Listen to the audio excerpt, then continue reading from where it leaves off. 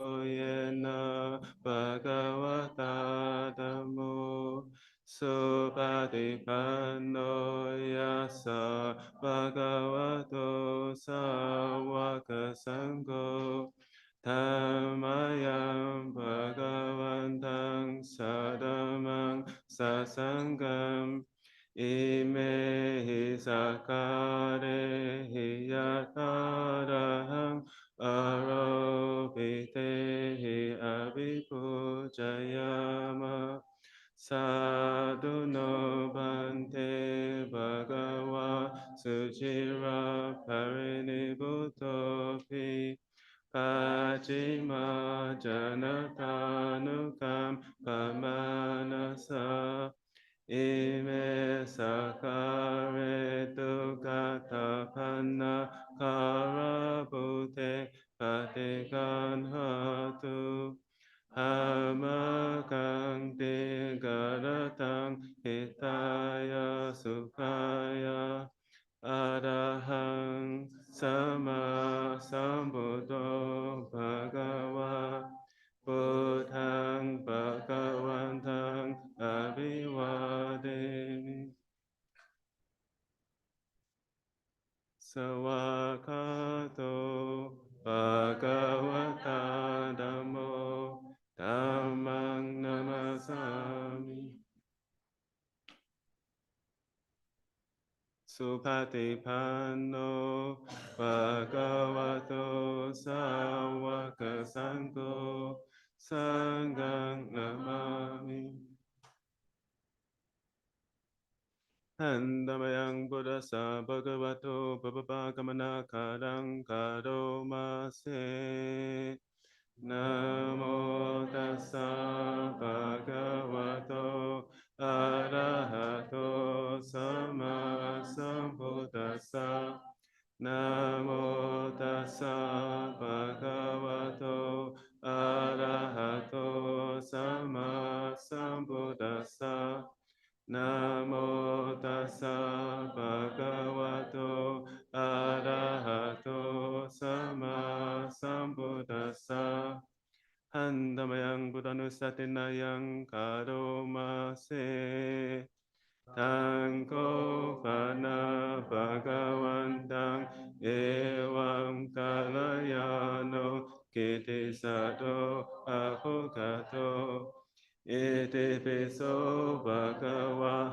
arahang sama sambuddho Vicha jarana sampanno sugato lokavidu Anuttaro Purisa Dhamma Sarati Satadeva Mano Sanam Buddho Bhagavati Handamayam Buddha Bhikiting Karomase Buddha Varahanta Varata Diguna Biyuto Sudha Vijnana Karuna Hisamagatato Bodhesiyo Sujanatang Kamalang Vasuro Vandamaham Tamaranang Sirasa Jinendang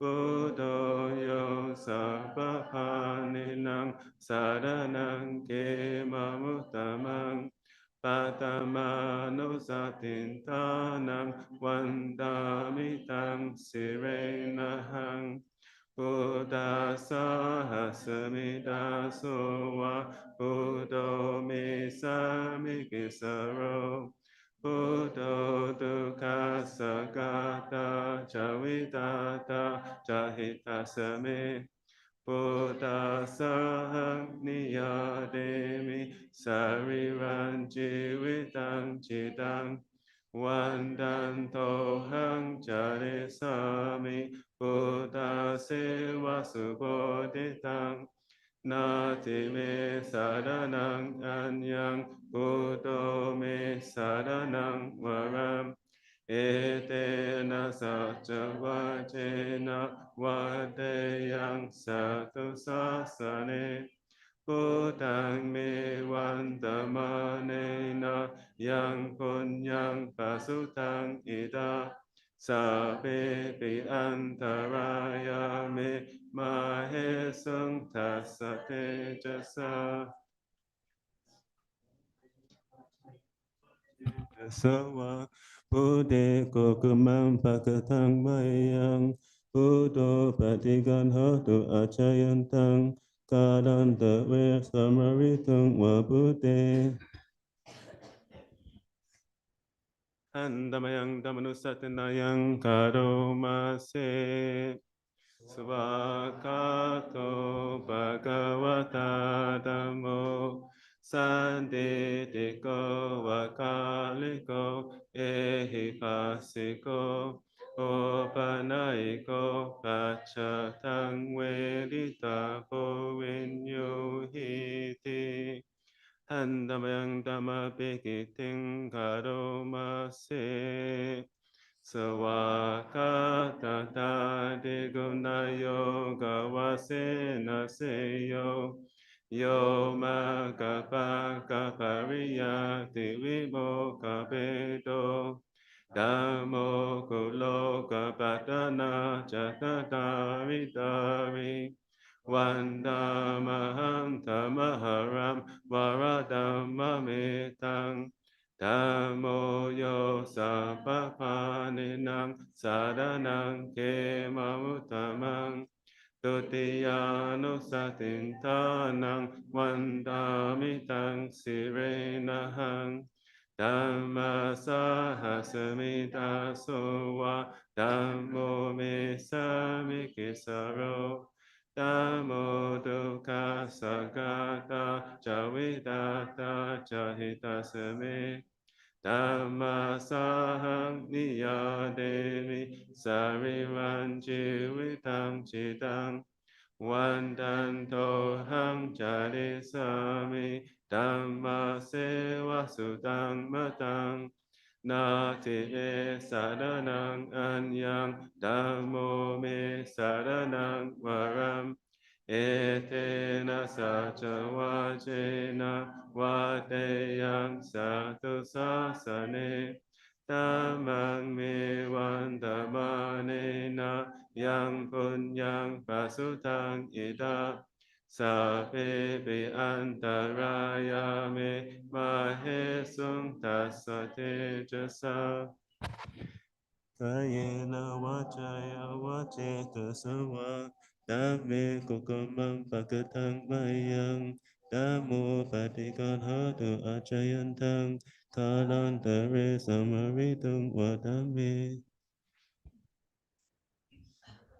Handamayang sangkanusatinayang karomase Supatipanno bhagavato sāvaka sangho Ujjopatipanno bhagavato sāvaka sangho Yaya patipanno bhagavato sāvaka sangho Samici patipanno bhagavato sāvaka sangho Yadidang cattari purisa yugani atta purisa pugala Esa bhagavato sāvaka sangho Ahuneyo pahuneyo dakineyo anjali karaniyo Anuttarang punyaketang lokasati Handamayang sangha bikiting karomase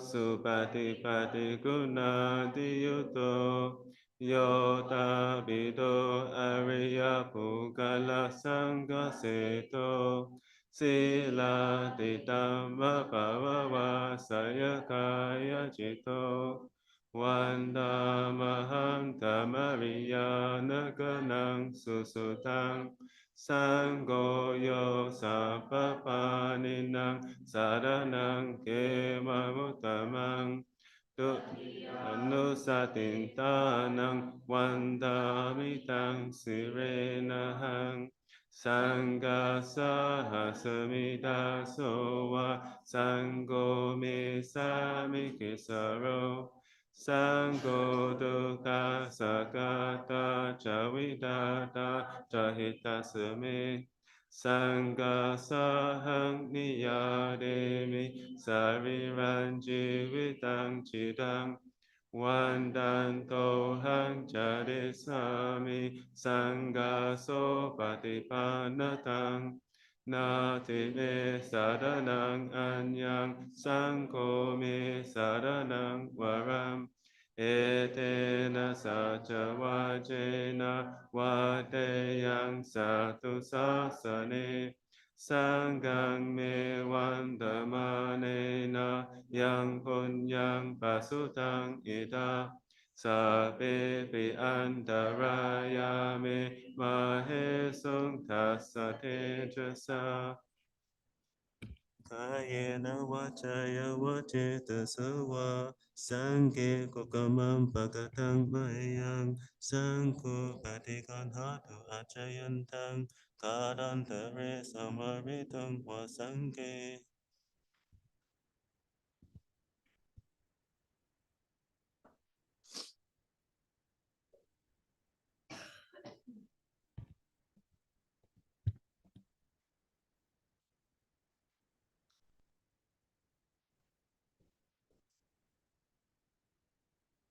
So we'll turn to page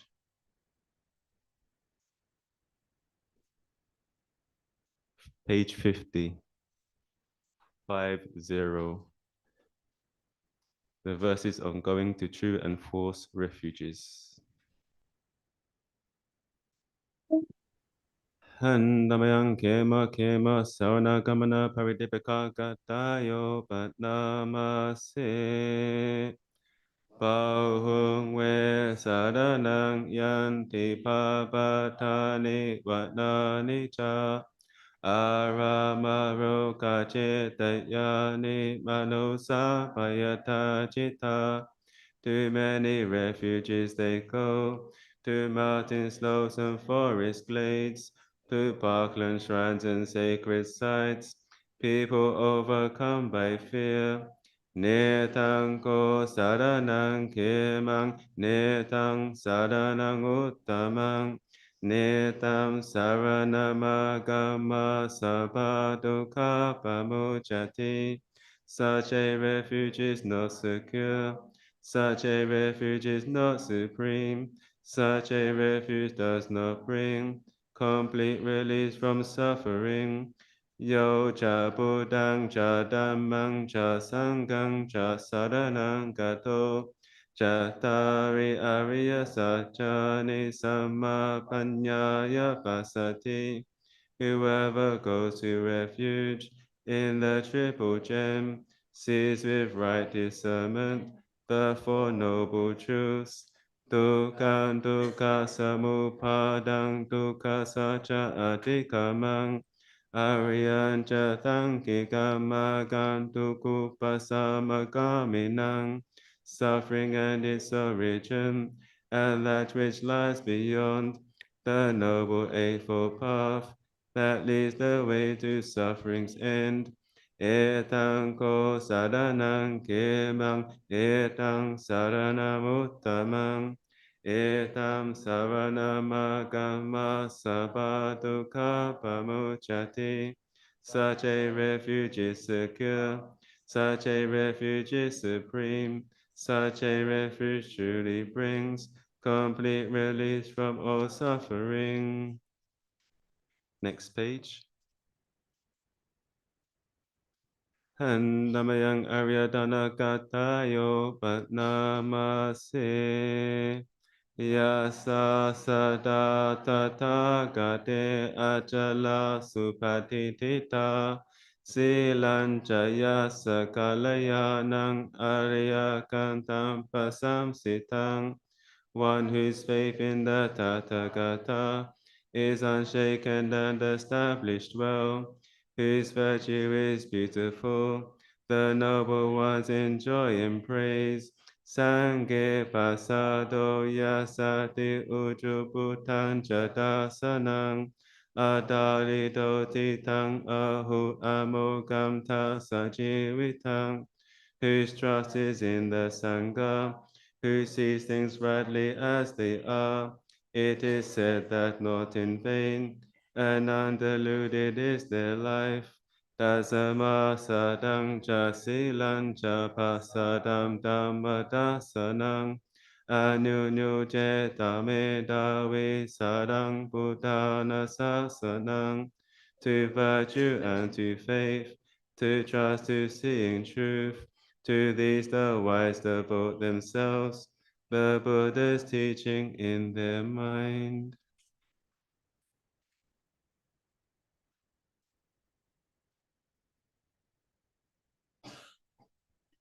Page 96.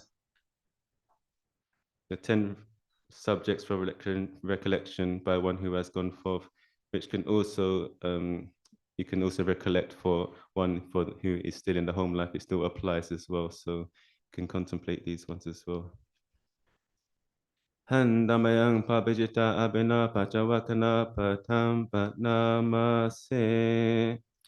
Dasa ime bhikkhave dhamma pabajitena abhingam pacave kitapa katame dasa because there are 10 dhammas which should be reflected upon again and again by one who has gone forth. What are these 10? Vevaniyami ajupakatoti Pabajitena abhingam pacawe kitapang. I am no longer living according to worldly. This should be reflected upon again and again by one who has gone forth.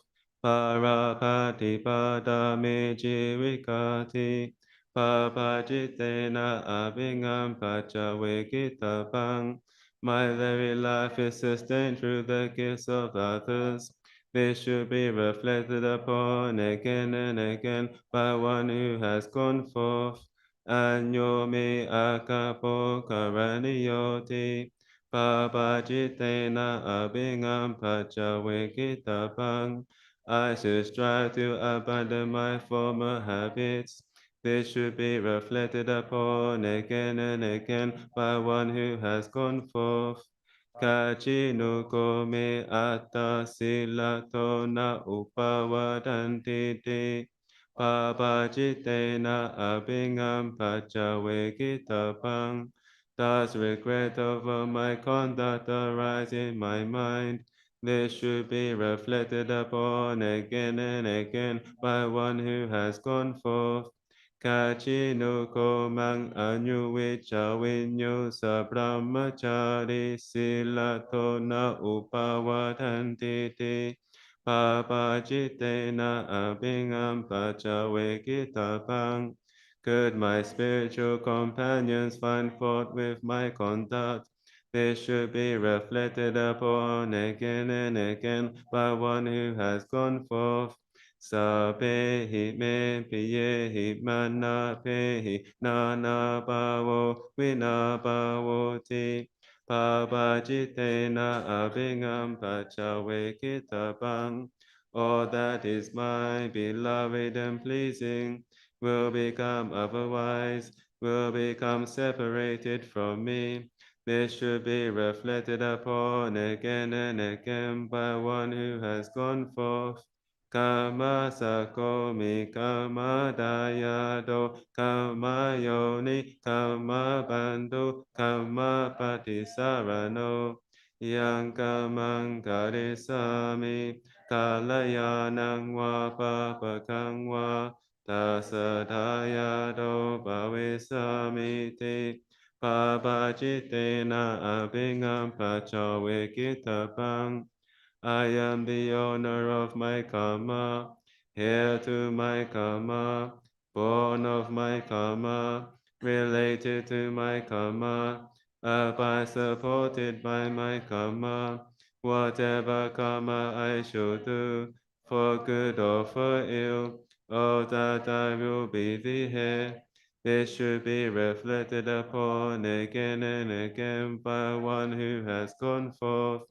Katam Buddha Samiratin Diva Viti Patanti Ti Pabajite Na Abhingam Pachawekitapang. The days and nights are relentlessly passing. How well am I spending my time? This should be reflected upon again and again by one who has gone forth. Kajinuko hang sunyagare abhiramamiti pabajite na abhingam pachawekitapang. Do I delight in solitude or not? This should be reflected upon again and again by one who has gone forth.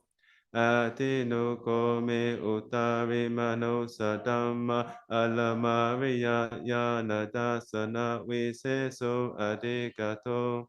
Sohang pachime kale sabrahmachari hi putto namanko bhavesamiti. Pabajitena abhingam pachawekitapang. Has my practice borne fruit with freedom or insight, so that at the end of my life I need not feel ashamed when questioned by my spiritual companions? This should be reflected upon again and again by one who has gone forth. Ime ko bhikkhave dasa dhamma Pabajitena abhingam pachawekitapati. Because these are the 10 dhammas to be reflected upon again and again by one who has gone forth. So we'll end with a Metta Sutta on page 36. Page 36, 36. Now let us chant the Buddha's words on loving kindness. This is what should be done by one who is skilled in goodness and who knows the path of peace. Let them be able and upright, straightforward and gentle in speech, humble and not conceited, contented and easily satisfied, unburdened with duties and frugal in their ways, peaceful and calm and wise and skillful, not proud and demanding in nature. Let them not do the slightest thing that the wise would later reprove, wishing in gladness and in safety.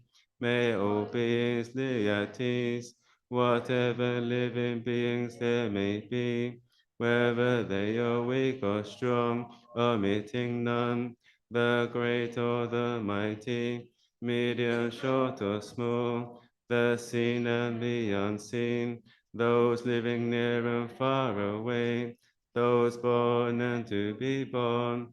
May all beings be at ease. Let none deceive another or despise any being in any state. Let none through anger or ill will wish harm upon another, even as a mother protects with her life her child, her only child. So with a boundless heart should one cherish all living beings, radiating kindness over the entire world, spreading upwards to the skies and downwards to the depths, outwards and unbounded, freed from hatred and ill will, whether standing or walking, seated or lying down, free from drowsiness. One should sustain this recollection. This is said to be the sublime abiding, by not holding to fixed views, the pure-hearted one, having clarity of vision, being freed from all sense desires, is not born again into this world.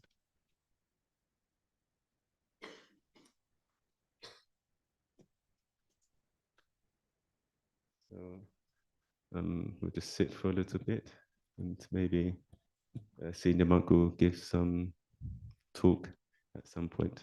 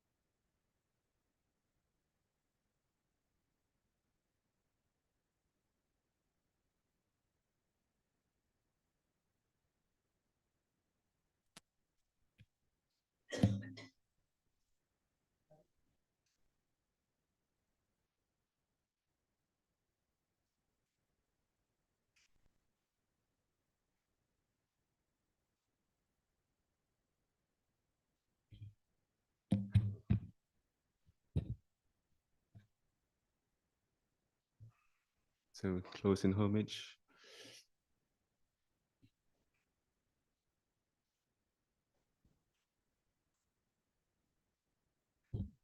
Go to the jungle.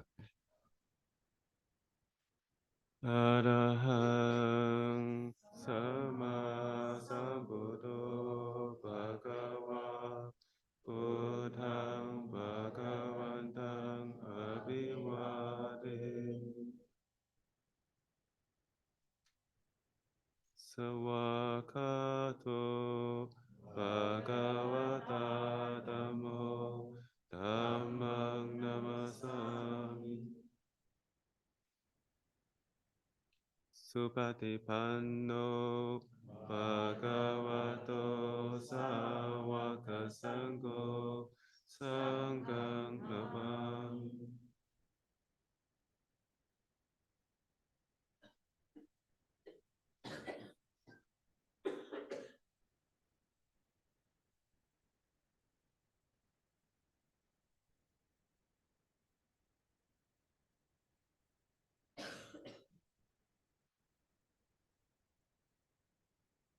Monks who pay respects to Tanajan, and then the lay people can follow.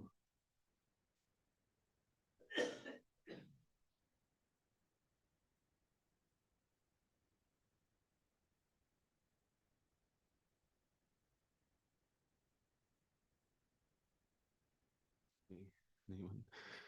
Lay people can pay respects.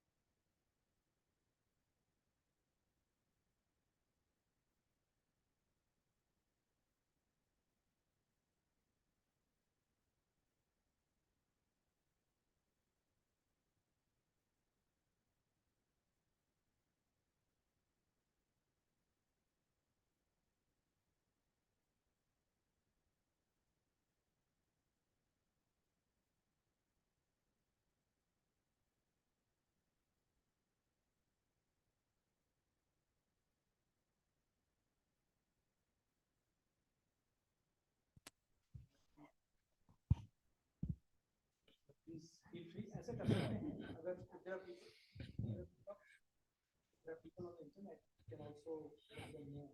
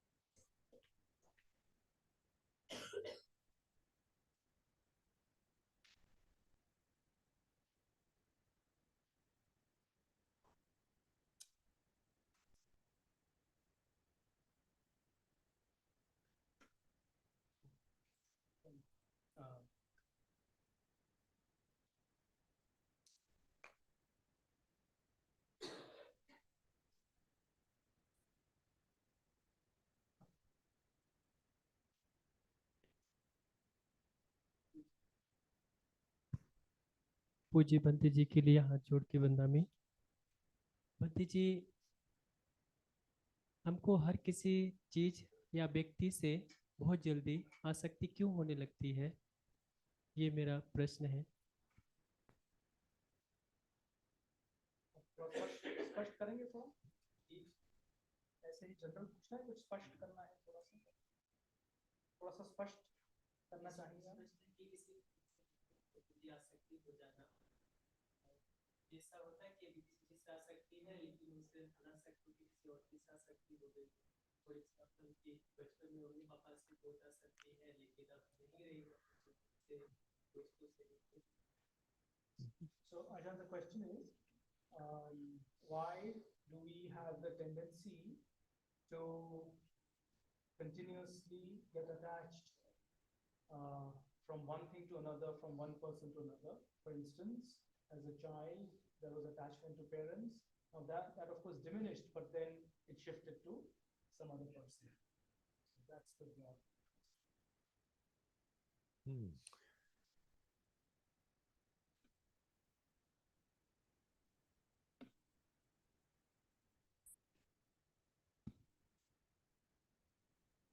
Not so sure why there are attachments in that sense, so to say, in that biological sense of parents or then later partners. I would say it's probably necessary for children to depend on their parents. Biologically, it needs to be this way, and also it's a biological instinct then later to fall in love and be attached to your partner. Still working? 1 2 1 2 okay.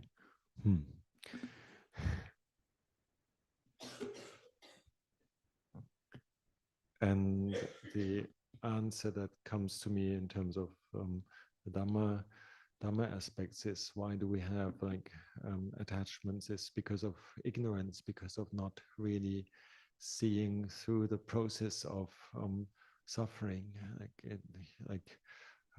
When we are attached to something that it maybe feels, you say, in one way gratifying and providing us a certain amount of response to our. Eventually, things change, and then we'll be having to live without these dependencies, and that many times leads to dukkha. So if we see that ahead of time, we through overcoming our ignorance, or like avijja, overcoming avijja, we see that with panya, then then we spare ourselves from dukkha in the future. And this may also be the case even in such biologically important relationships like parents, for example. At one point we have to grow up, and we'll have to start our own life in many ways. It doesn't mean that one then dismisses each other, but like that one becomes mature in oneself, that one has one's own refuge. One doesn't abdicate the power to a higher,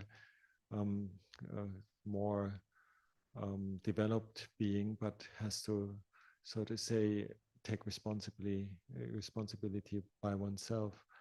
I think that's also obviously normal. And then eventually we can see that if we haven't given up attachment at the time when our life comes to closure, or other beings that we love, brother, sister, mother, father, they're not here forever, then we suffer again.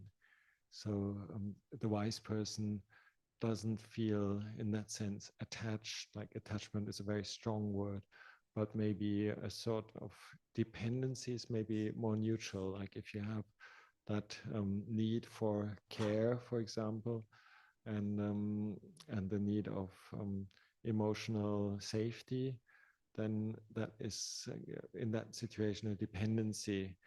But like attachment means like that you cannot let go of that, and you cannot really live without it in that sense. So again, we have to use wisdom in order to really understand what is a say wholesome dependency, like for example teacher-student relationship can be very wholesome because you learn something from somebody with more experience, but it can also be one where the student is just basically repeating stuff from the teacher without reflecting, and the teacher actually wants the student to become grown up and self-reliant and be his or her own refuge.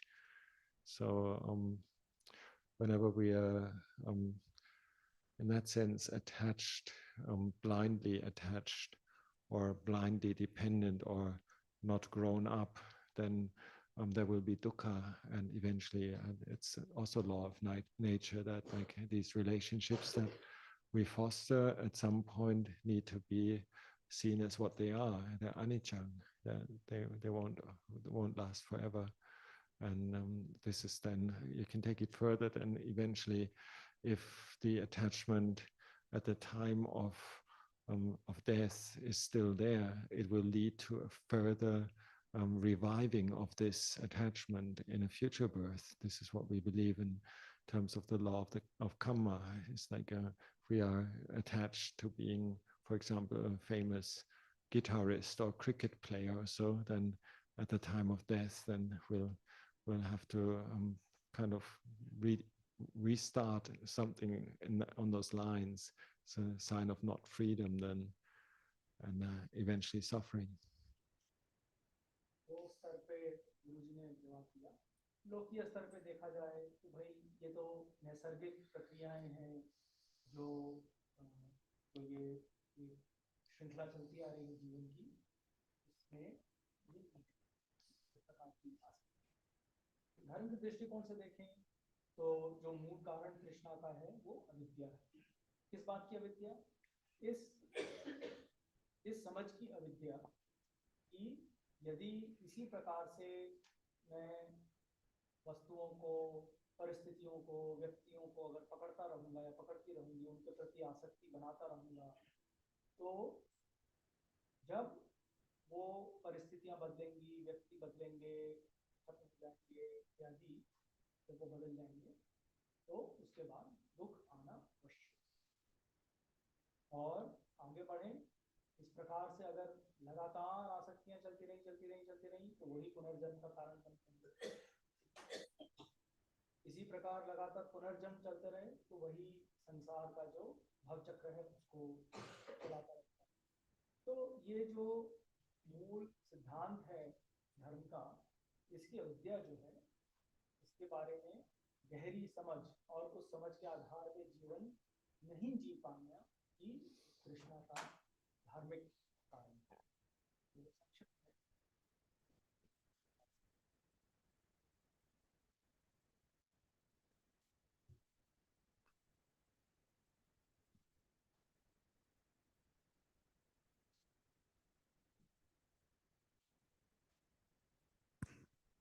पूछनीय मेरा प्रश्न है कि how to end this conceit I M.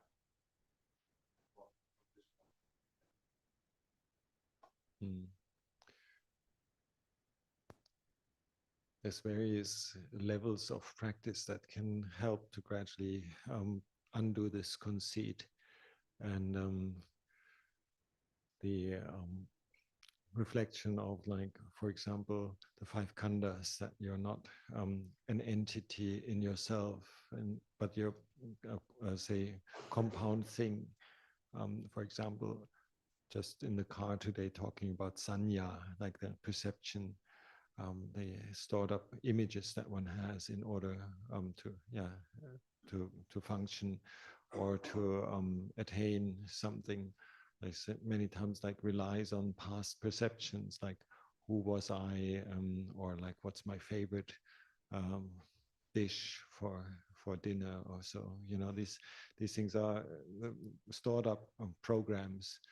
And so if you can see whenever you react to or like work according to such a program, for example, you can take it with a smile and say, okay, I'm actually not free here. and what I think is me, I, is actually a process of causes and conditions.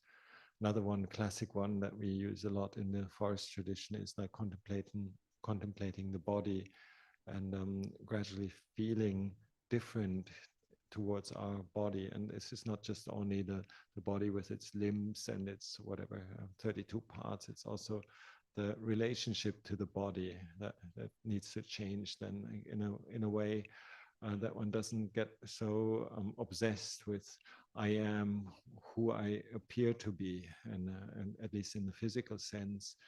And then yeah, like the all the five khandhas, that you can use any of them to try crack the nut in order to dismantle that sense of this is who I am, or this is I have the conceit I am this and that.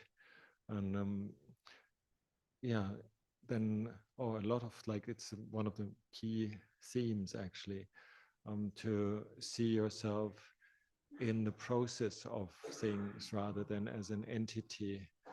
See yourself in the changing nature of, like, it can even be your mental disposition. Say this morning quite unhappy because wasn't so hot, and it was like difficult, and one starts thinking, I'm fool that I came to this place because it's so cold, something like that. And then during the day, as soon as the sun comes up, actually you're so happy, you feel so fortunate, and that you made it to be here. And I'm not talking about you directly, I'm just saying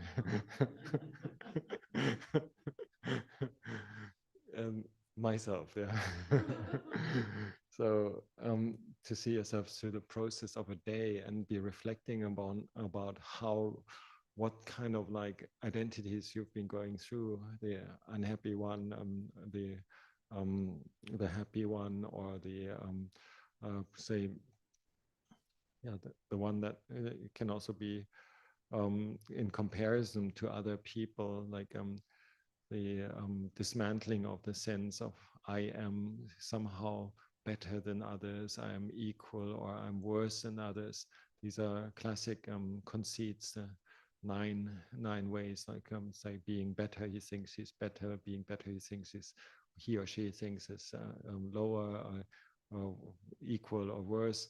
And then being on a middle position, you think as like somebody who's like just average, you think you're actually better, or you're the same as somebody who's the same. Even that is a conceit. Yeah, like the conceit we're all the same is also a conceit. It's really it's very actually quite fun to go through all these different aspects of the Dhamma and apply them. How can I overcome this conceit, or this kind of giving myself so much importance, and feeling somehow the center of the universe? And yeah, one very practical one, apart from all the Dhamma reflections that help to dismantle the sense of conceit, I am this, I am that, I'm better, I'm worse. The more practical one is also through really down-to-earth practices like service, helping, compassion, or generosity, letting go of your privileges, for example, offering somebody else the seat that you wanted to have, or yeah, anything that has to deal with like a practical sense of letting go of even like your position in a group or so. Somebody can be chosen as the leader of a group, and you sacrifice, say, no, I'm actually quite happy just to be one of the group or so. And so all these things, they can help practically not to fall prone to that conceit. This is me, it's all about me, I'm special, or the conceit I am. So the conceit I am already says like it's a conceit. So basically, if we feel we have a humble practice in some area where we really do something that goes against the grain, of it goes against our sense of entitlement, that we have rights to something better, we go the opposite and do something that actually tells us actually we're not so much better than others. And so practically, I also believe we can practice on that level, like down to earth practice of generosity, letting go of privileges, or a sense of sharing, and a sense of like swapping roles, and being less centered around ourselves.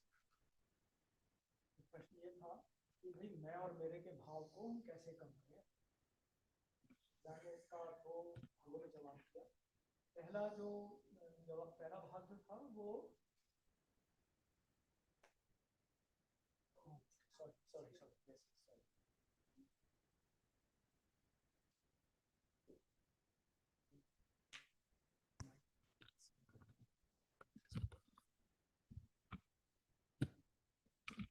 तो प्रश्न ये था कि मैं और मेरे के भाव को हम कम या समाप्त कैसे करें।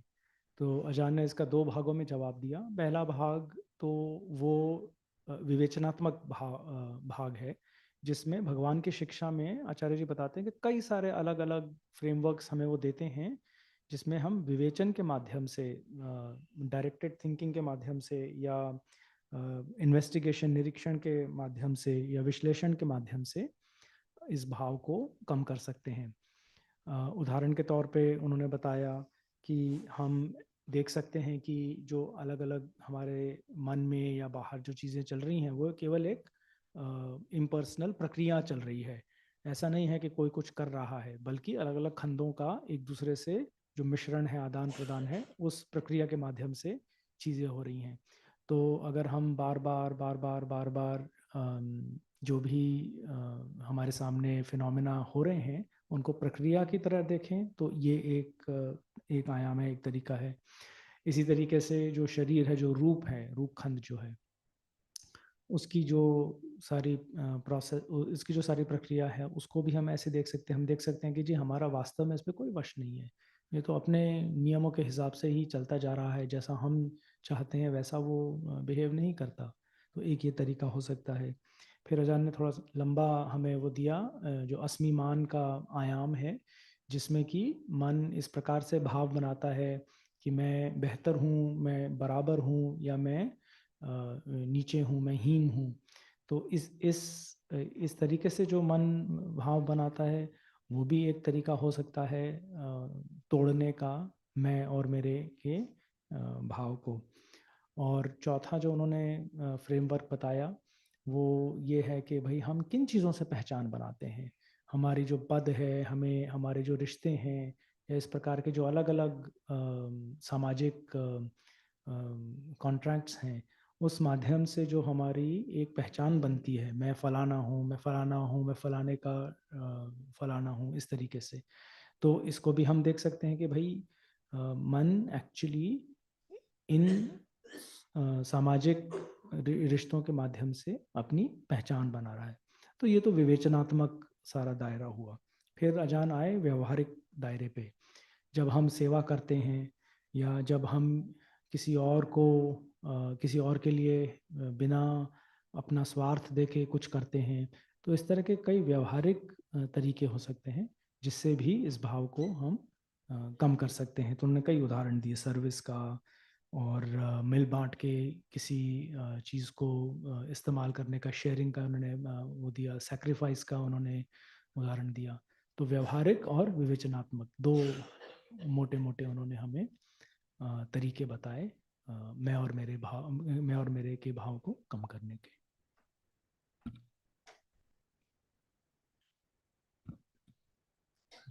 There are really, really many areas where one can practice, and like to overcome the conceit, I am this, I am that, I'm who I am, and I believe, like with so many areas of the Dhamma, the whole investment into practice will then at some point clarify this bit by bit, and it can be even the practice of Śālā, and when you kind of like take this very a very important practice, then you wouldn't put yourself above others, and for example, simply through the idea of respecting others via Śālā, for example. Or then obviously when we practice very say Kamatana based things like Anapanasati, or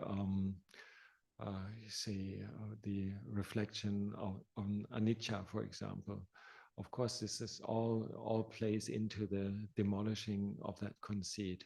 And if we see, for example, the transient nature of ourselves, like you look at who you were last year, or who you see around you, how people have changed, and how their habits have changed, and how situations change, and one constantly needs to be adaptable. Even through that mindful experience, I need to adapt to something right now.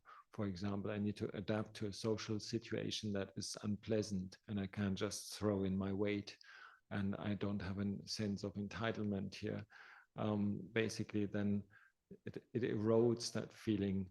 I'm special, I am somebody. And so a lot, almost, I would say all the Dhamma practice comes together with that sense of like letting go of that sense of self in a good way, because you suddenly rise up to the occasion without even the conceit, I'm so useless. That's also a conceit. Like, so some people who lack confidence, they might also have a self-imposed stigma, like a self-imposed like perception around them. I'm so hopeless, and it can determine the whole future and leads to so much suffering. So that's like, if you take that idea through the practice, you rise up to the occasion, like you fulfill that requirement of that moment without any prior negotiation or so, but just because it needs to be done, it's just the right thing at that moment. And this links very much to the practice of meditation or sati and sampajanya that we emphasize so much, that we're able to incorporate that need to fill out the vacuum of what is happening in the process. Sounds abstract, but I hope you understand what I mean. Like you try to get into that space where you can just simply be there without any extra load.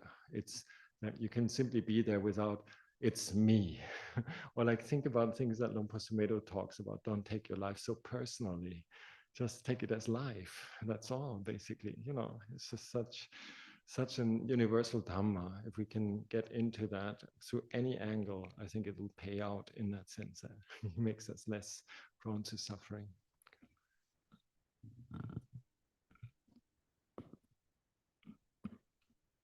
तो अजान ने जो अस्मिमान का जो दायरा है उसी को आगे बढ़ाया और उसके कई उदाहरण दिए, पर बेसिकली वो ये कह रहे हैं कि हम जीवन में अलग अलग स्थितियां आती रहती हैं, और हम जब मन उन परिस्थितियों में इस प्रकार से अपनी बात हमारे सामने रखता है कि मैं तो इससे मैं कितना बेकार, उन्होंने हीन भावना उठती है हमारे मन में, उस पर खास जोर दिया कि हीन भाव का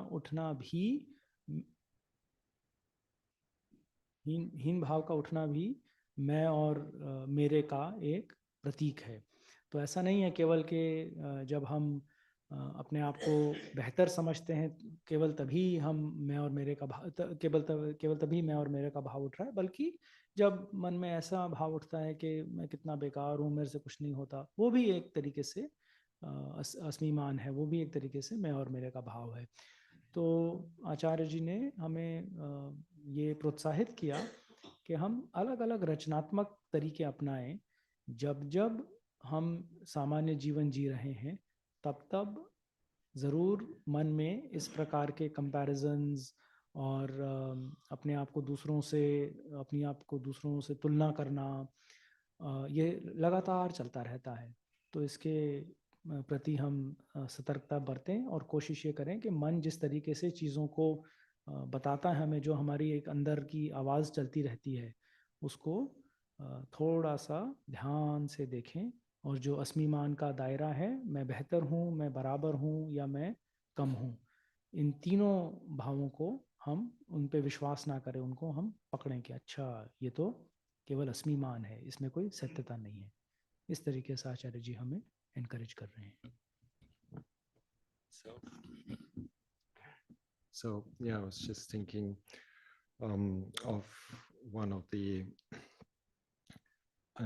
thing like little phrases or poems or Dhamma say themes. I remember from ages ago in the Zen group that I was in Berlin. I used to practice in a Zen group because like one, it just fit into my university schedule and it was next door. So, and two, I like the discipline there, again, the sense of like orderliness and so very well together, and also the approach of mindfulness. And so there was one of the teachers visiting for the weekend, and on the sheet of the announcement, there was a poem which I kind of dimly remember in German, and I can only translate it roughly into English. And I unfortunately don't know who it is from. If anybody knows and can help me out with that, that would be great. So it's something like this: wherever he or she, wherever he goes, the air doesn't move. Wherever he goes, he stirs up no water. Wherever he is, he doesn't disturb the silence. Wherever he,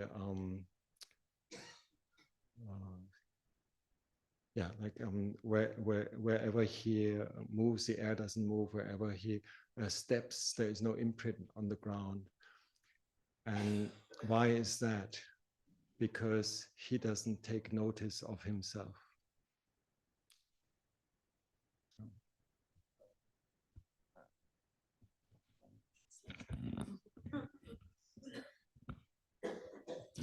अपनी Germany में जब रहते थे अजान, तो एक Zen group में वो वहाँ जाया करते थे। तो उसमें उन्होंने एक गाथा देखी थी, और वो उनको अब तक याद है, वो गाथा मोटा मोटा याद है। और क्योंकि वो बहुत मदद करती है उनको इस प्रकार के मैं और मेरे के भाव को कम करने में। मोटे तौर से उस गाथा में ऐसे था कि मैं जब भी कहीं कदम रखता हूँ तो धरती पे कोई असर नहीं पड़ता, वहाँ हवा बिल्कुल विचलित नहीं होती, पानी हिलता नहीं है, और जो एक जो शांति है वो भी बिल्कुल भंग नहीं होती है। ऐसा क्यों? क्योंकि मैं अपने आप को, खुद को ही वहाँ पाता नहीं हूँ। इस तरीके से उन्होंने इस गाथा को बताया। और ये जब गाथा वो याद रख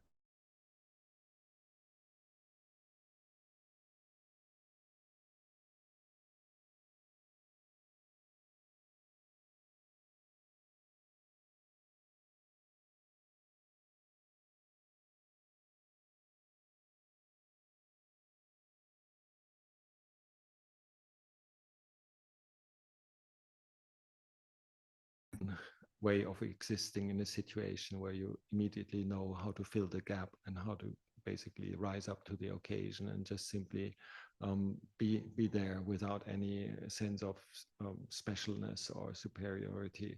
If I come into a room and I'm not mindful, I don't have that sampajanya of the awareness around how I relate to other people's, I might immediately cause some ripples or cause some kind of energy that reinforces, yes, I can do this, or no, I'd rather not do this. But it just does feel constructed and strong and overly imposing. And if one has that sense of like mindfulness, let's say, of maybe somebody who's in in the choreography of a ballet, for example. I've never been in there, but I imagine that they just feel that they're flowing in a certain direction. They're completely mindful of where they are, who they are, and like how they move, without asserting a special, drawing special attention in that sense. And so that beautiful state of being completely harmonious, you can say, in terms of your own investment of your own change, what I think this poem talks about. So you go wherever you go, you don't stir up any sounds, and you don't, wherever you go, you don't cause a breeze in the air. Wherever you go, you don't leave a footprint. Wherever you go, you don't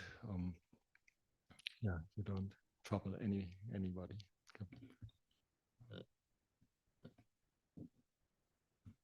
इस गाथा को आचार्य जी एक और तरीके से भी अपने आप के लिए समझते हैं।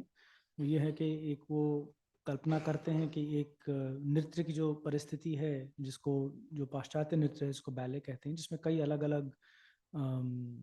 अलग कलाकार हैं, तो उसमें हर कलाकार इस तरीके से अपना भाग निभाता है जिससे कि दूसरों के साथ उसका सामंजस्य पूरी तरीके से बना रहे। तो ऐसा नहीं है कि वो विशेष अपने आप को दिखाने की कोशिश कर रहा है, बल्कि उस पूरे नृत्य के क्रम में उसकी जो भूमिका है वो उसको निभाता है।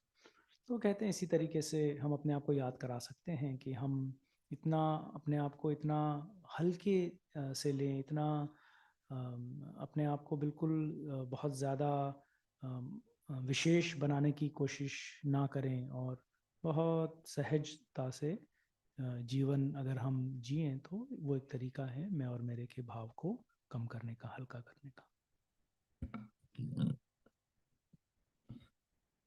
And if we have that amount of if we have that nature of being in a situation without asserting ourselves, I believe also our personal challenges get less in that sense, that we're not burdened with that identity, or not burdened with that role, or with that say weight of a personality. And this eventually then also helps us when we have to let go of everything. Like, for example, through old age, sickness, death, you might have to let go of your memory, or you might have to let go of some physical strength, or some social roles that you used to have. And eventually, if we're so adjusted or accustomed to simply being in various different modes, and then we can, without attachment, basically also say goodbye to this world without that sense of asserting ourselves and then causing causes for future rebirth.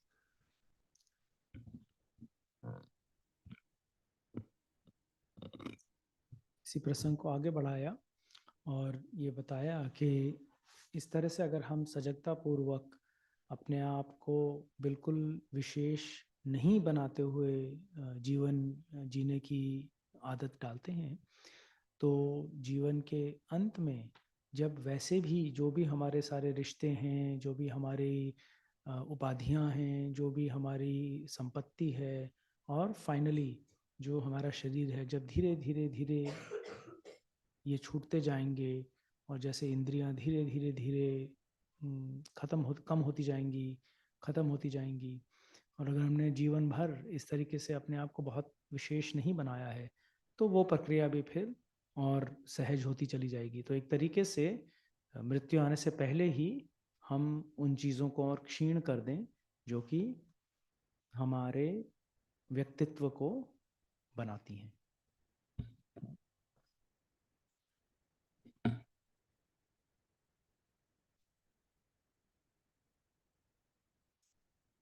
Just say the question and I will speak into the mic.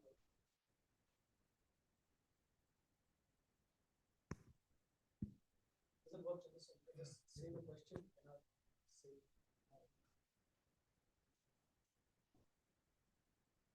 Take this forward.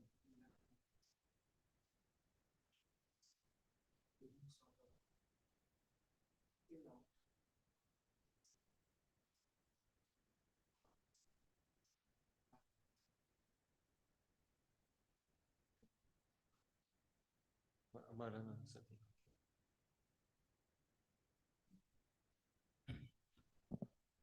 Yeah, in this context, can I talk about Maranasati? Like, okay.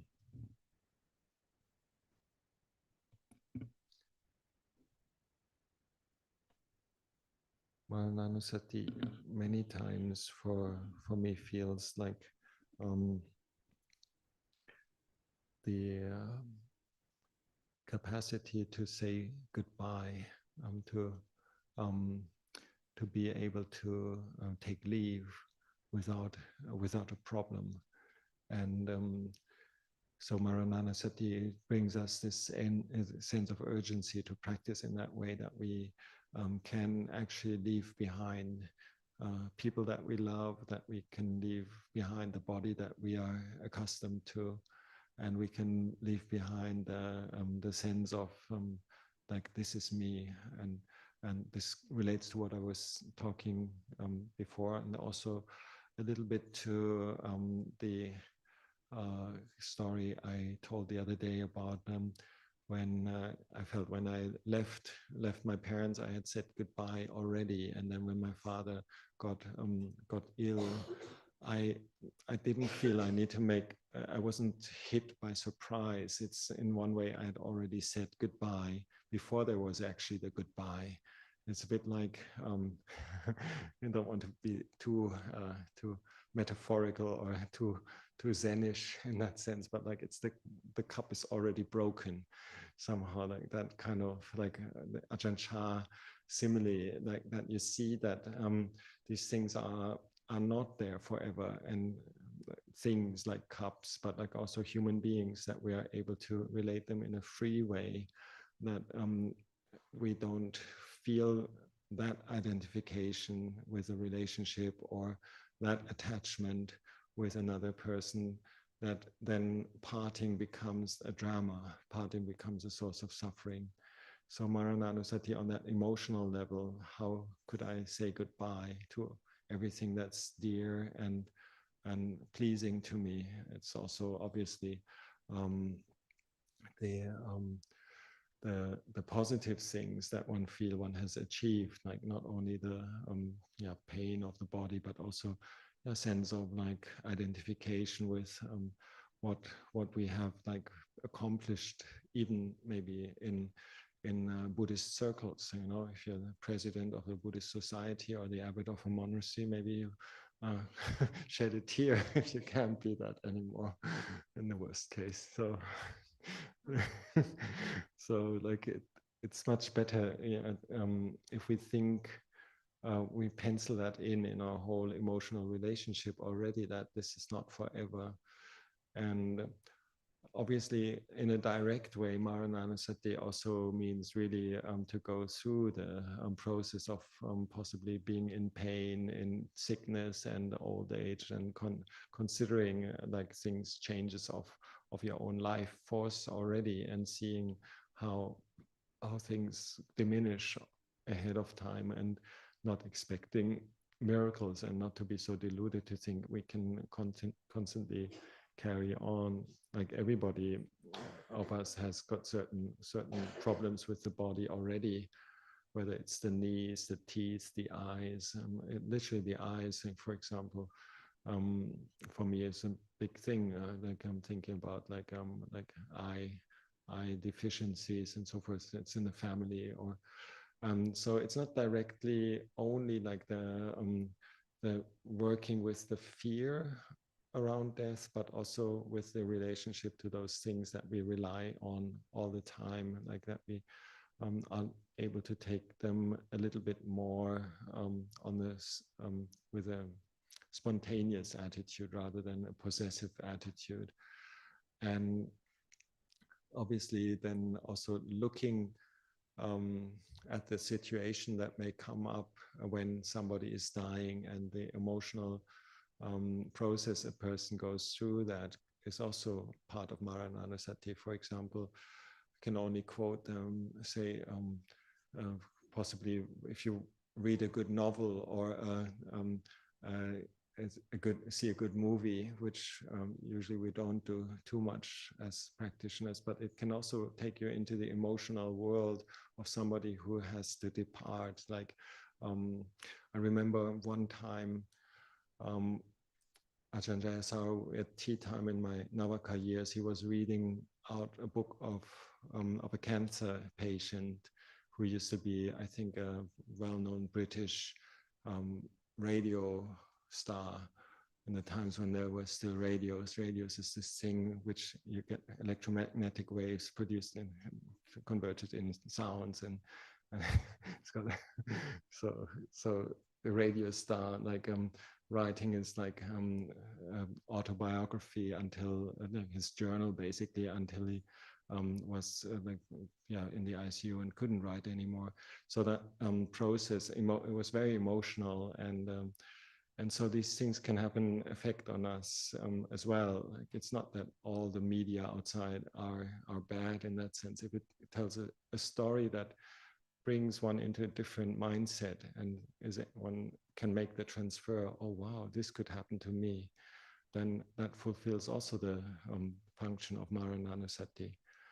Obviously, also then in your own friends and relatives, then not to shy away of really feeling through the process of taking leave of somebody that you love, and also seeing the drama that happens when people cannot say goodbye, and seeing the dukkha that arises when there's a tragic death where people aren't prepared for it. So these are wake-up calls. So Marananusati is not only about like trying to anticipate the process, but also to wake up and see, okay, there's dukkha involved, and if we don't work on this right now, it'll be even worse. And so, and if we have the right attitude, then maybe it can be actually quite peaceful and inspiring if we part from this world in a beautiful way, in a peaceful way, in a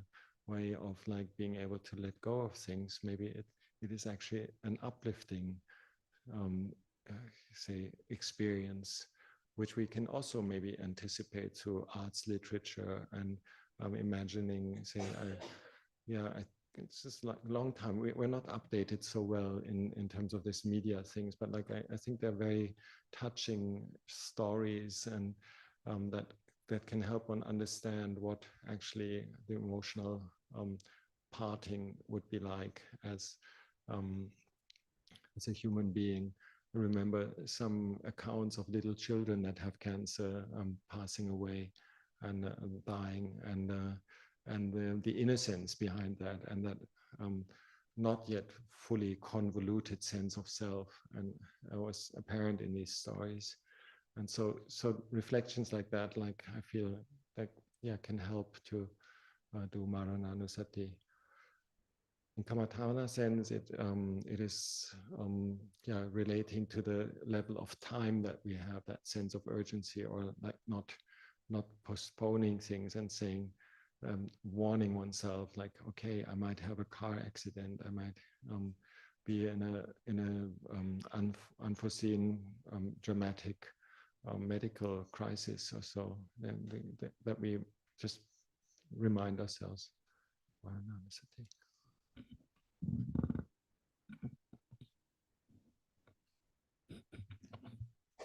तो चंद्रसेन जी ने जो मैं और मेरे के भाव के प्रश्नों की जो अजान उस प्रश्न का अलग अलग तरीकों से जवाब दिया, उसे आगे बढ़ाने का निवेदन किया, और उसको उनसे पूछा कि भाई मरणानुसति का इस प्रकार से मैं और मेरे के भाव को कम करने में क्या भूमिका हो सकती है। ये मूल प्रश्न था। अजान ने उसका दो तरीकों से जवाब दिया।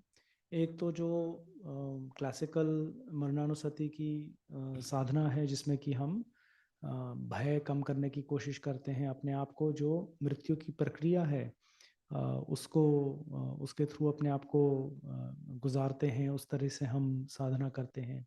तो एक तो ये तरीका है, उसकी अपनी भूमिका है, उसका अपना महत्व है।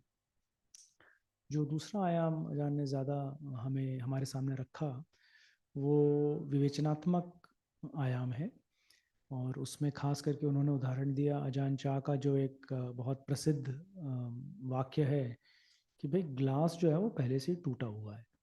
मतलब मेरे जीवन में जो भी परिस्थितियां हैं, व्यक्ति हैं, उपाधियां हैं, उन सब का स्वभाव तो अंत होने का ही है। तो जब मैं जीवन इस मूल तथ्य को याद रख के जीता हूँ या जीती हूँ, तो जब वास्तव में वो स्थितियाँ आती हैं, जब कोई एक रिश्ता खत्म होता है, जब कोई मृत्यु आती है, जब एक परिस्थिति खत्म हो जाती है, बदल जाती है, तो फिर वो इतना ज़्यादा हमें तकलीफ नहीं देती, इतना दुख नहीं देती, इतना परेशान हमें नहीं करती। तो जो उन्होंने पहले मैं और मेरे के भाव में अपनी पहचान बनाने की बात की थी, जब हम शुरू से ही इस तरीके से जीवन को जी रहे हैं, तो जब वो बदलाव होता है जो कि अवश्य होगा, तो फिर वो जो हमने पहचान उस चीज़, व्यक्ति, परिस्थिति, जगह से बना रखी है, वो फिर हमें उस तरीके से पीड़ित नहीं करती, वो हमें इतना इतना दुख नहीं देती, और स्वतः ही फिर उस प्रक्रिया से, उस माध्यम से जो मैं और मेरे का भाव है, वो ये प्रक्रिया ही अपने आप में मैं और मेरे के भाव को हल्का करती है। तो मरणानुसति को हम इस तरीके से भी देख सकते हैं कि लगातार अलग अलग अलग जो जीवन के आयाम हैं, उनको हम बहुत वो बहुत ही टेम्पररी हैं, इस तरीके से उनको देखें। उन्होंने कल भी अपना खुद का उदाहरण दिया था कि जब वो घर से उन्होंने जब वो गए, थाईलैंड गए भिक्षु बनने के लिए, तो कहते हैं एक तरीके से मैंने अपने माता पिता और अन्य रिश्तेदारों से उनको अलविदा तभी कह दिया था। तो कई साल बाद जब उनको खबर मिली कि उनके पिताजी को एल्जाइमर्स हुआ है और वो अब उनकी अपनी आखिरी समय चल रहा है, तो वो वापस गए उनको देखने। लेकिन वो बताते हैं कि तब मुझे इतनी ज़्यादा दिक्कत, इतना दुख, इतनी तकलीफ नहीं हुई, क्योंकि एक तरीके से पहले से ही मैंने उन रिश्तों के प्रति एक एक दूरी तो नहीं, पर एक तरीके से उन रिश्तों को मैंने पहले ही अलविदा कह दिया था। तो वही वो हमें भी प्रोत्साहित कर रहे हैं कि क्योंकि अल्टीमेटली ये सारी ही चीज़ें निकल जाएंगी, चली जाएंगी, ख़त्म हो जाएंगी, तो एक तरीके से हम इनको अलविदा पहले से ही कर सकते हैं, और ये भी एक मरणानुसति का आयाम है।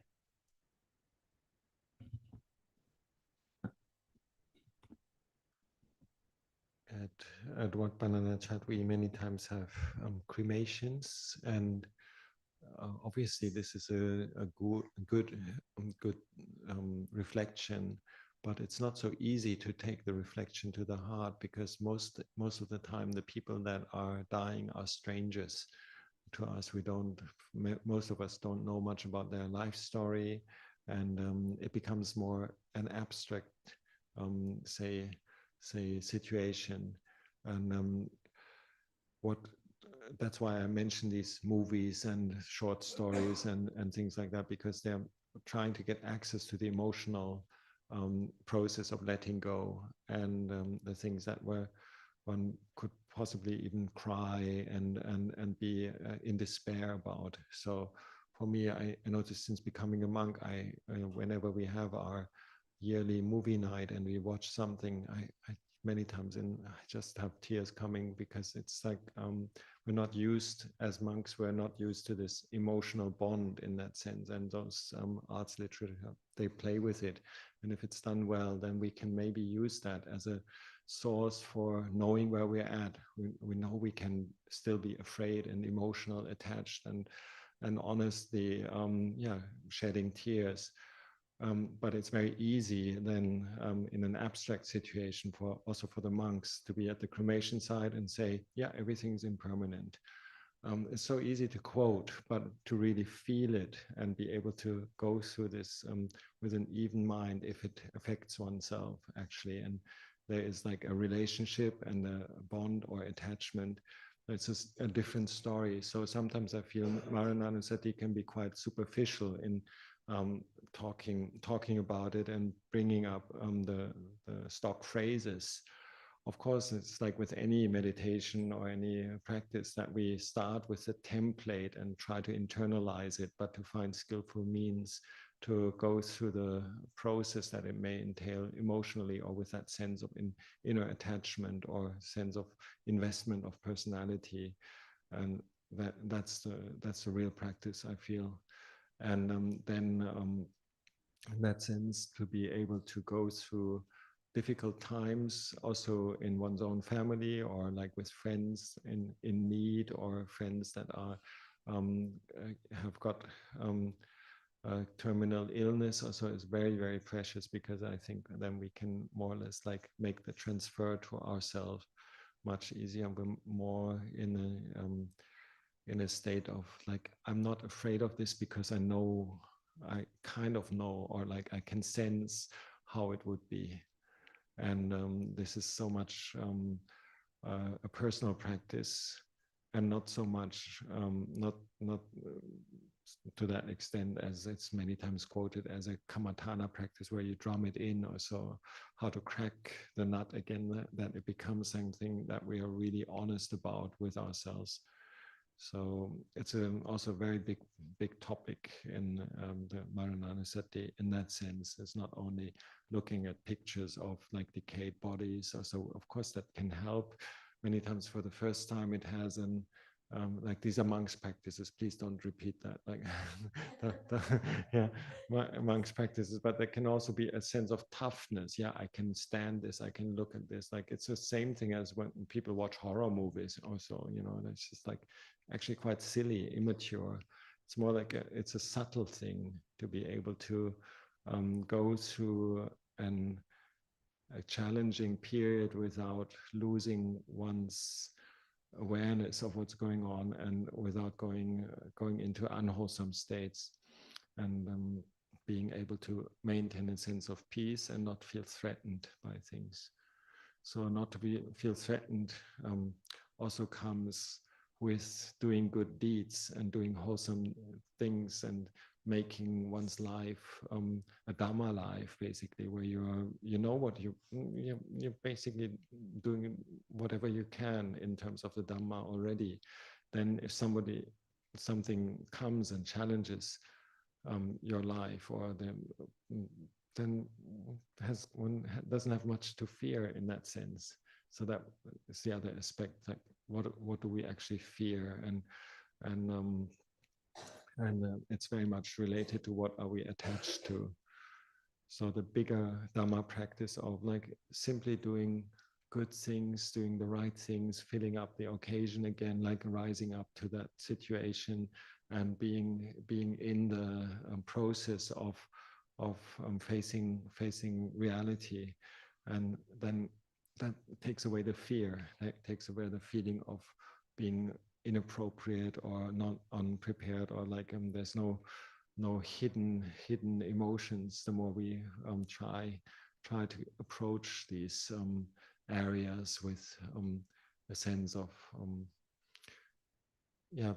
being free in these areas, not bound up with say that sense of attachment and sense of like I need to, and so practice of letting go, I guess.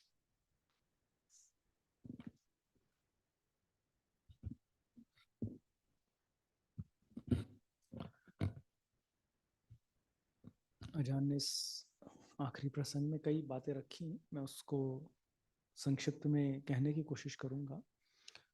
जब हम एक कर्म स्थान के तरीके से मननानुसति की साधना करते हैं, तो उन्होंने बताया जैसे वाटपानानाचात में भी कई बार जो हमारा निकटवर्ती गांव है बुंगवाई जो है, उसके जब लोग अगर उनकी मृत्यु होती है तो कई बार वाटपानानाचात में भी एक स्मशान है, तो वहाँ पे वो लाते हैं उनको उनकी क्रिमेशन के लिए। तो अजान कहते हैं भाई कई बार हम सब उन क्रिमेशंस में मौजूद रहते हैं, लेकिन क्योंकि जो मृतक है उससे हमारा कोई बहुत इमोशनल रिश्ता तो है नहीं, तो हम रहते हैं और हम अपने एक तरीके से जो जैसे बताया गया है भगवान की शिक्षा में, उस तरीके से हम कोशिश करते हैं मरणानुसति करने की, लेकिन उसका वास्तव में गहरे मन के स्तर पे कोई बहुत ज़्यादा असर शायद नहीं भी होता है। तो जब हम ऐसी कोई भी साधना करते हैं तो ये कोशिश हम करें कि उसको हम एक ऐसे क्रिएटिव रचनात्मक तरीके से करें कि वास्तव में वो हमारे मन को छुए। और अगर ऐसा नहीं है, अगर हम स्टैंडर्ड फार्मूले की तरीके से उसको कर रहे हैं, तो संभवतः उसका जैसा हम जो उसका असर होना चाहिए वो नहीं हो। और फिर उन्होंने अलग अलग जीवन की परिस्थितियों में किस प्रकार से हम ये बार बार अपने मन को याद दिला सकते हैं कि ये परिस्थितियाँ, ये रिश्ते, ये व्यक्ति ख़त्म होने वाले हैं, लगातार नहीं चलने वाले। और उसको ऐसे करने की कोशिश करें कि वो एक इमोशनल स्तर पे हमारे मन की गहराई तक पहुँचे।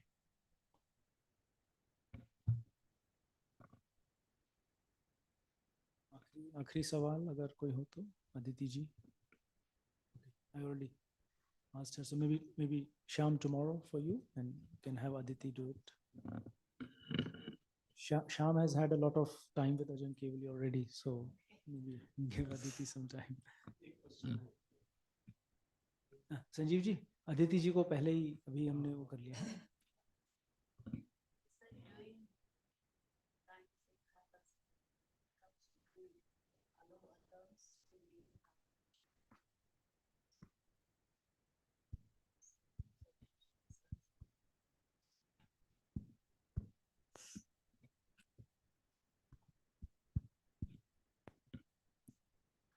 Yes, and it's also a good one. We have that a lot in the Sangha when it comes to getting privileges to Upatak, the teacher.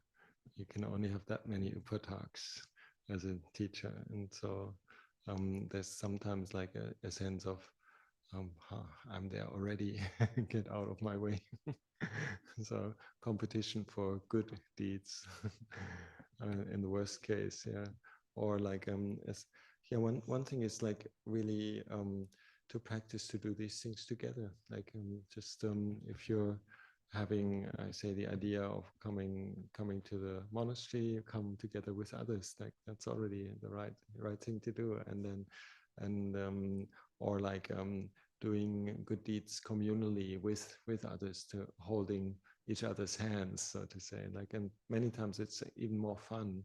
And then this is somehow that learning to share, like is many times learning by doing. Is how could I be so stupid not to share this before? Because it's much more fun if we do this together. It increases the wholesomeness.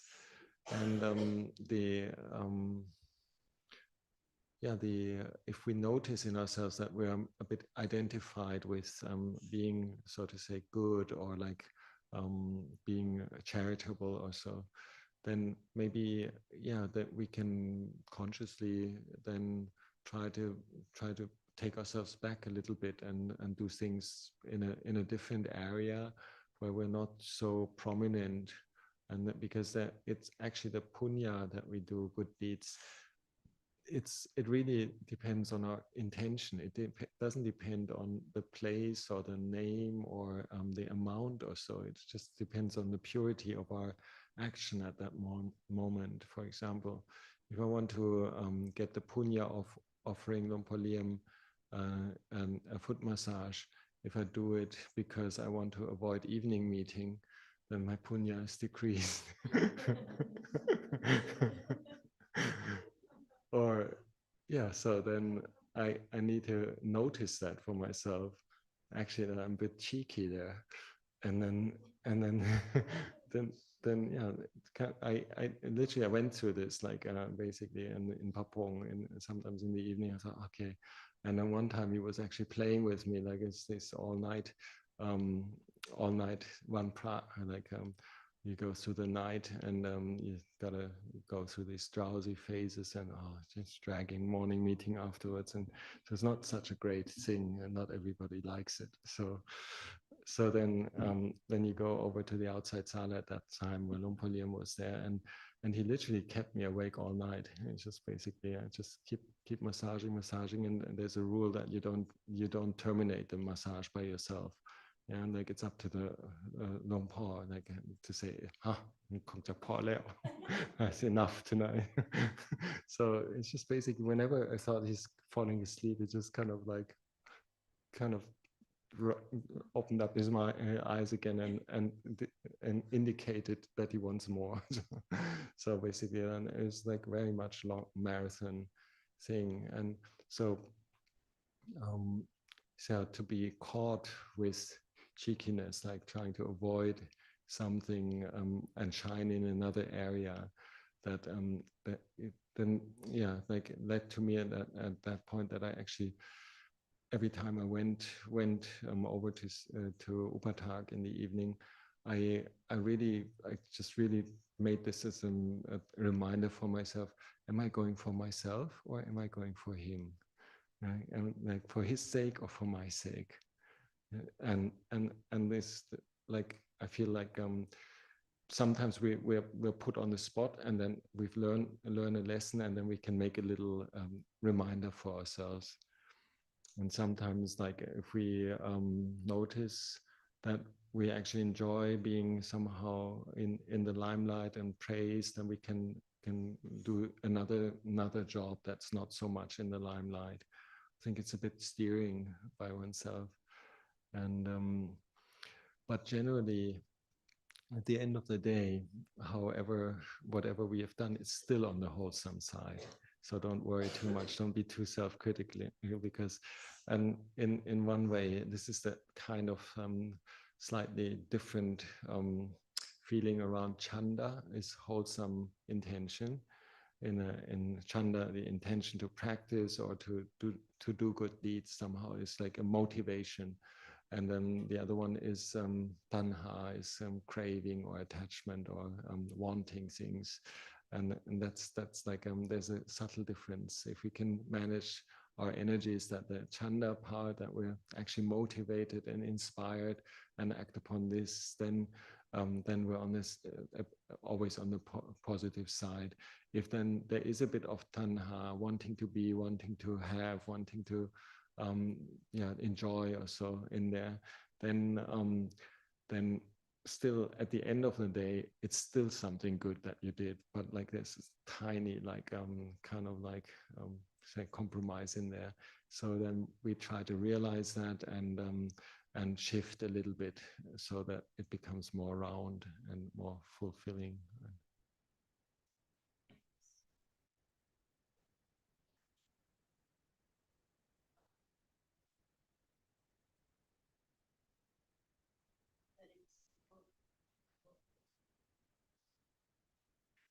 I don't remember it particularly, but it makes sense that this could have easily happened. If you got the Buddha, you want him for yourself, or like or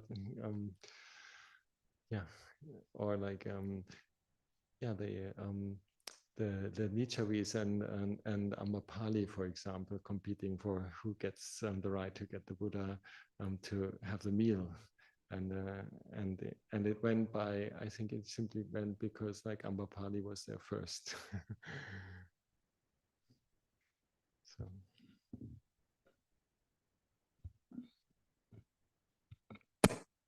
तो आखिरी सवाल अदिति जी का ये था कि अजान ने पिछले जो सवाल थे उनके जवाब में पुण्य की अच्छे कर्म सत्कर्म करने की बात की थी। तो अदिति जी ने कहा कि भाई अगर सत्कर्म करने का मौका ही ना मिले, अगर अन्य लोग ही पर जो मौके हैं उनको लेते रहें तो क्या किया जाए। तो अजान ने इसका जवाब इस तरीके से दिया कि हमें देखना ये है कि हमारी चेतना क्या है। यदि हमारे मन की चेतना कुशल है तो वो निर्धारित करती है पुण्य को, ना कि जो उसकी शारीरिक परिस्थिति है कि एक्चुअली क्या किया गया। फिर उन्होंने एक उदाहरण दिया, जब वो वाटपापांग में रहा करते थे तो काफ़ी समय वो भी लुम्पुर लियम के उपट्ठक थे, और वो कहते हैं कि कई बार इस तरह के की थोड़ी सी हल्की सी बदमाशी लोग किया करते थे कि जो शाम की ये जो सत्र होता है शाम का, उसमें उससे बचने के लिए लुम्पुर लियम की देखभाल, उनकी मालिश करने पहुंच जाया करते थे उनकी कुटी में।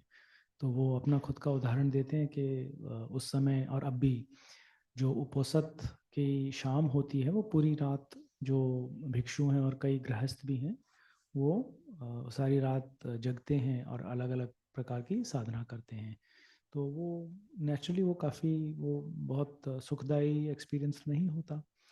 तो अजहन केवली ने थोड़ी सी उस प्रकार की हल्की सी बदमाशी करके लुम्पुर लियम के पास पहुंच गए, जहां वो उस समय रहा करते थे, और उन्होंने उसकी इनकी मालिश करना शुरू किया उस ऑल नाइट सिटिंग से बचने के लिए।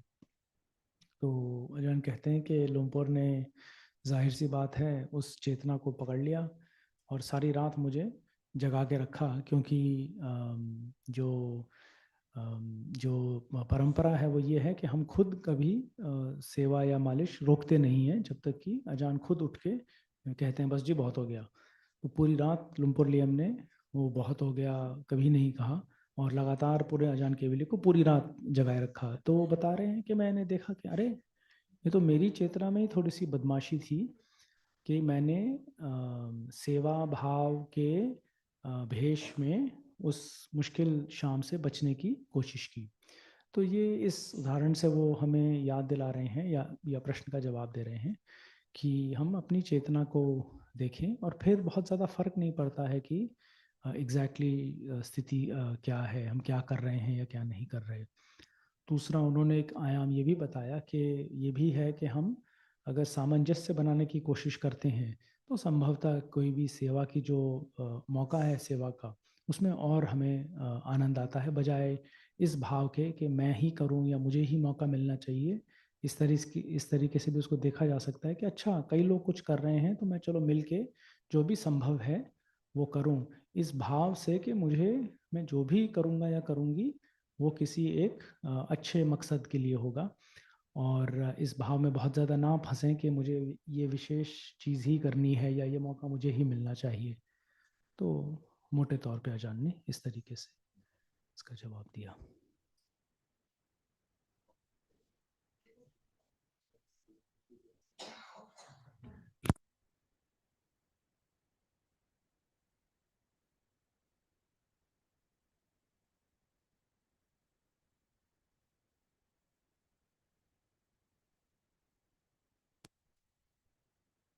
उसको बंद कर सकते हैं, आई थिंक ये हमारा कंप्यूटर आवाज़ कर रहा है।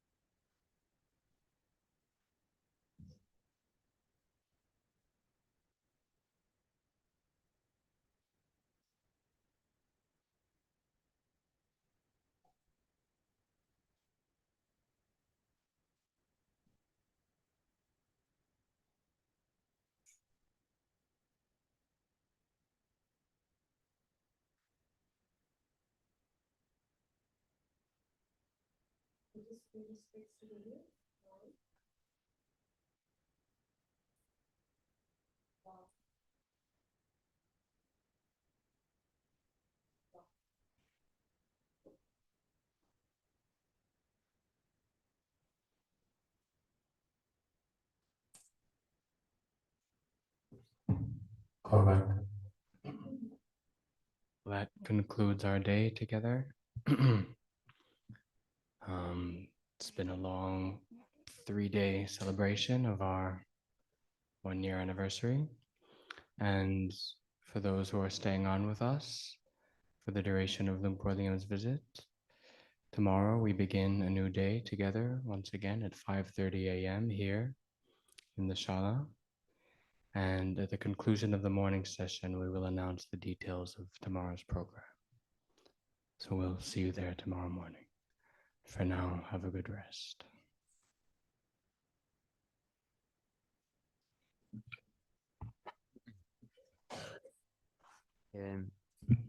Just 2 small things. So I've printed some introductory sentences in Thai for those who are interested to practice them. Can come and take them. This is one. And the second, few people tomorrow will perform the chanting. It's Nanda, Nabarun, Soumya, and Udati will perform the next day. So if you can stay, please.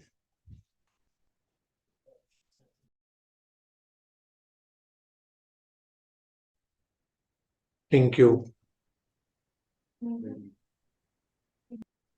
Thank you, Nikhil. Thank you.